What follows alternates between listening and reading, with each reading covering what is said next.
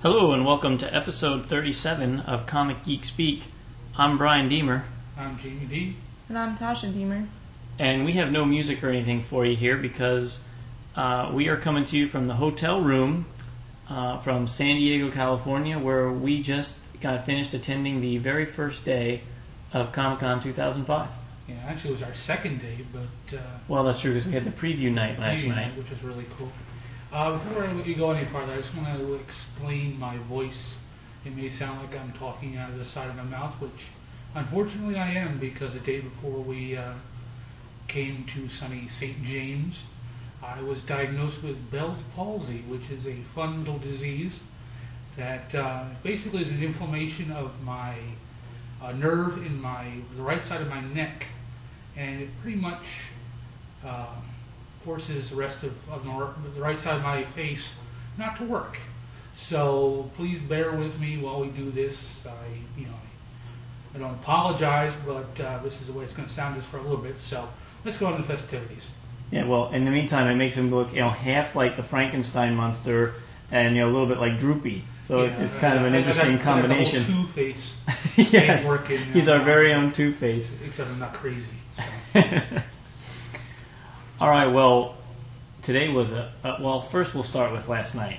We had 3 hours to check out the show, and we walk in, and the room, for any of you who have never been to San Diego here, the main auditorium is so big that when you're standing at one end, you cannot see all the way to the other end. He's not exaggerating, folks. It's just amazing. It really is. We walked in and Brian's like, "Well, wait a second. This can't be the right floor. Where's everything?" And we got to the middle of it, and we're like, "Yeah, this is the main floor. You just can't see the ends." And it was just, well, let's put it this way. Today, I went to see 3 panels. So that's 3 hours out of the 9 hours that the show was open. So it leaves me 6 hours. Now, in 6 hours, you would think I could see everything in the show. I started at one end with with all the companies.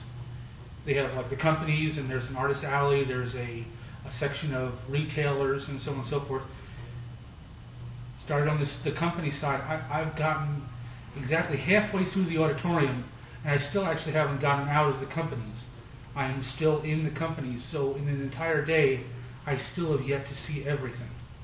Yeah, it's mind-numbing, and the displays that these companies have are astonishing. I mean, they have spent big bucks to come up with this stuff. Mm-hmm. I mean, the sci-fi booth for the Sci-Fi Channel is wicked cool. They have this crazy white plastic structure, and then they have purple light shining off of it, and all kinds of cool stuff.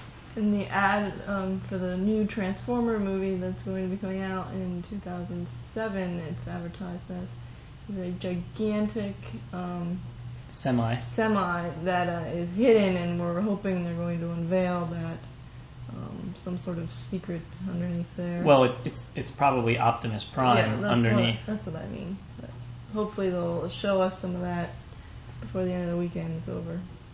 Now, the big surprise of the show for me is, and if you can believe this, Marvel Comics does not have a booth. Not by itself. Right. They're associated with Activision Games, mm-hmm. where they're showing off some new video games, but Marvel itself has no booth, which is just ridiculous to me. And on the other hand, DC's booth is so large you get lost in it. Yeah. Yeah, DC's booth is like...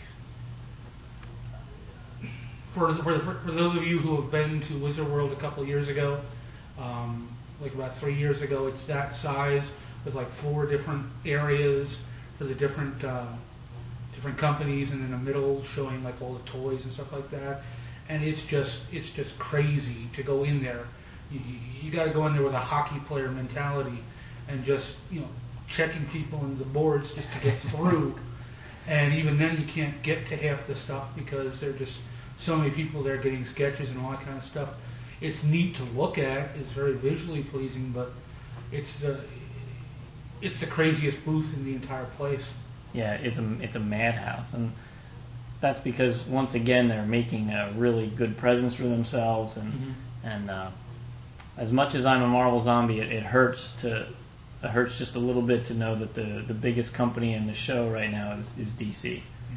So far, what I've seen, the two that impressed me the most was the Lucasfilm. Oh, beautiful! Which is just amazing. Any Star Wars fan would be, pants down on the floor, just going crazy on themselves, humping the standees.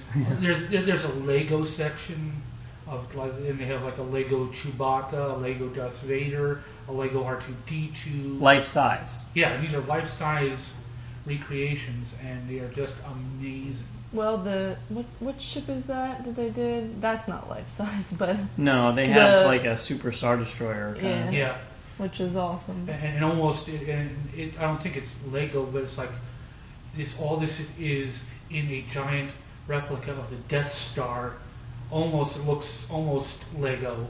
And then if you look up, they have like a whole giant battle scene with, I think from like episode 2, because it looked like it was the earlier ships. But just amazing, just incredible. And then there was another one that I really liked, was one called Gentle Giant, which I had never actually heard of. But they are putting out some really incredible busts of like the Harry Potter movies, and oh yeah, that company was. And they have stuff. Like the Corpse Bride, the new Tim Burton thing. Just some incredible stuff. So keep your eye out for, like I said, a company called Gentle Giant. Were they the ones? Did they have the Narnia stuff there too? Or was that a different booth? No, that was Weta. Yeah, that was Weta's booth. Yeah, they had. This one also had, along with those, they had some Star Wars booths, some Star Wars stuff, some Charlie and Chocolate Factory stuff, and some. For those of you who remember the old Clash of the Titans movie with Ray Harryhausen, they had like the Gorgon and the Medusa, little like, I don't know if they're going to be for sale, but it was like a little display, which was just amazing. Yeah, and well, for me, it was one of the greatest moments of my life today. Yes, it was like for him, a diehard Catholic meeting the Pope. Yeah, well, I got to meet Sergio Aragonés. Well, last night, first met him at the preview night and talked to him very briefly. And today he brought some of his original pages that were for sale. And I spent way, way, way more money than I ever should have, but I couldn't say no. I got an extremely beautiful Sergio page, and then he signed it down at the bottom.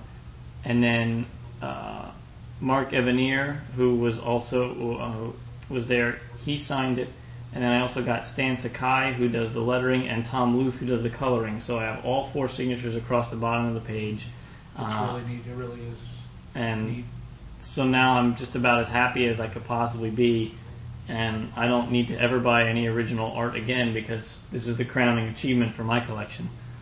So I'm flipping out. And plus, Sergio was so incredibly nice. He was very cool. Very, very cool. So that just made it all the better. And then I also got an original sketch from Stan Sakai, too, because he's a super sweet guy, too. He's just really pleasant demeanor. I think that's what I'm going to work on tomorrow, getting some sketches done, and just for me, pardon me. I said I went to three panels today. One of the panels was a Eric Powell panel. He's a gentleman who does the Goon, and it was hosted by 2 of the gentlemen from Reno 911, Thomas Lennon and Ben Garrett, I think his name was. And I got there a little late because I couldn't find. I kind of got lost finding these rooms, and I get in and they're already talking. It's basically the 2 guys from Reno 911 talking, and Eric Powell's kind of sitting off on the side.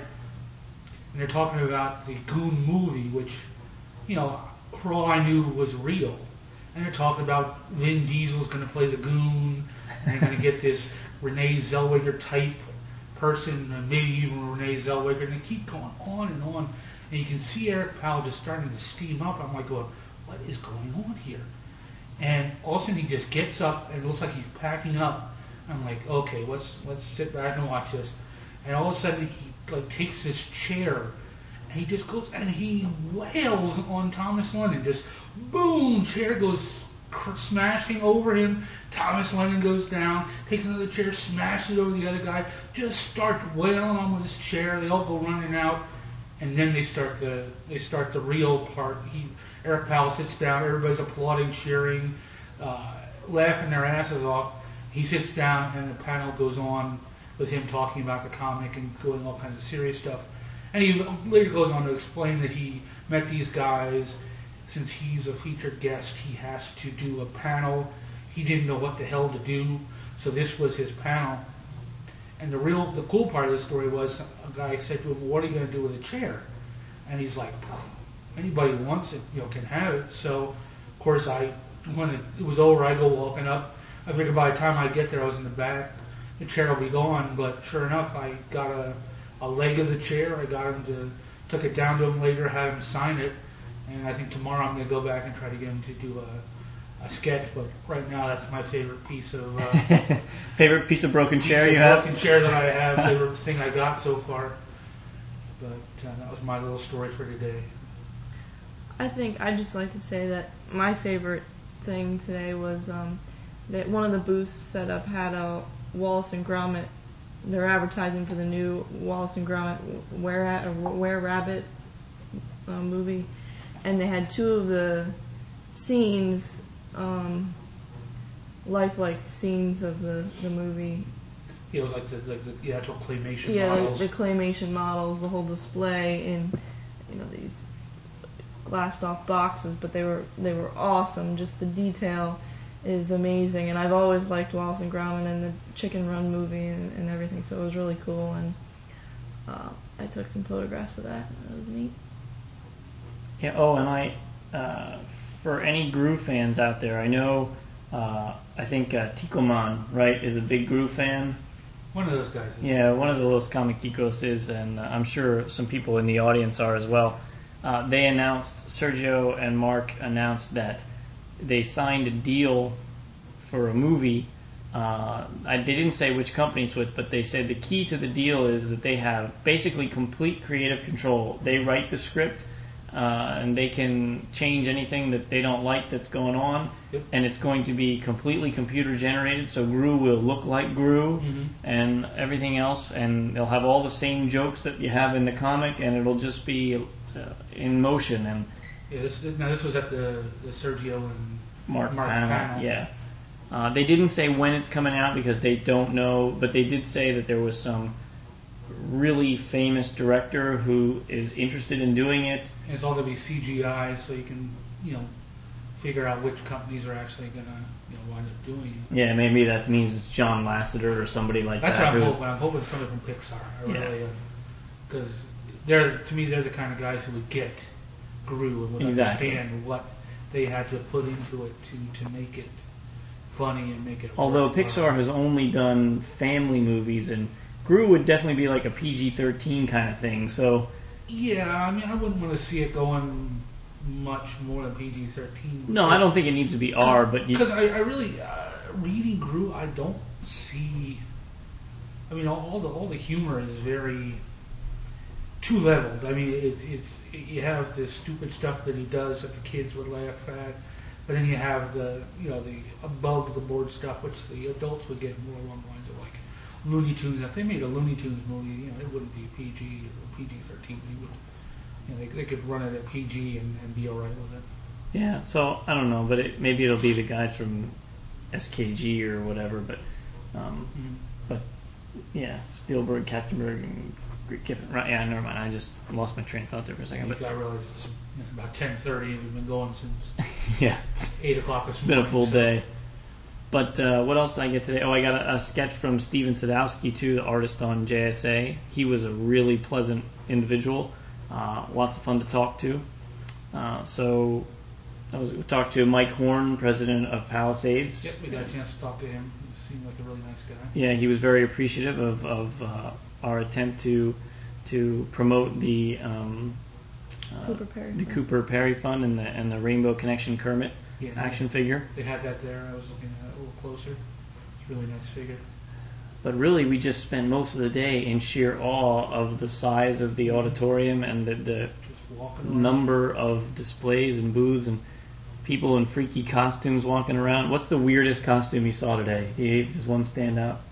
Weirdest? Not really. I mean, just some of the girls that shouldn't be wearing the skimpy outfits that they're wearing. Yes. Lots of breastage, I will say that, for all of us guys. There was that. We saw an Anakin, a guy dressed up like Anakin, and his face just really looked like Anakin. Maybe it was. And I mean, he was a little bit chubbier in the face, maybe. I mean, not fat, but a little bit chubbier. But he really looked like, and the costume was like all leather and really nice. Yeah, it looked like you spent a lot of money on it. Yeah, I really haven't seen any. Like sometimes you'll see the fat, Spider-Man or Yes. the people that shouldn't be dressed as they are. But I gotta say, there are a lot of people that are dressed really cool. The one cute one that kind of stood out was when we got off the trolley today. We were crossing the street, and along comes a mother and her little Darth Vader. Oh yeah, the kid was about 7. And he had this little Darth Vader suit on, and it was so cute. People were taking pictures. We call him Mini Darth Vader, and he had one of the masks that makes the sound. Yeah, it was funny because I could hear him coming behind me before I even knew he was there. I turned around, it was just this little 5-year-old. Yeah, you expect to see this, this tall guy come walking by, and this little kid comes walking by. So I thought that was the cutest one. Of course, it was like the hot chick dressed in the Princess Leia slave girl outfit. Holy cow! Which was amazing. This girl had no underwear on. She just had the little flap covering her parts. It was. I just was waiting for someone to bump her and have the flap go flying. It was. Yeah, I'm surprised they even let her in the room because of the skimpiness of her outfit. It really is. It's just amazing the number of creators and artists and stuff. I mean, you can't, swing a dead cat in that room without hitting an artist. Were you swinging dead cats? Okay. Yes, I was.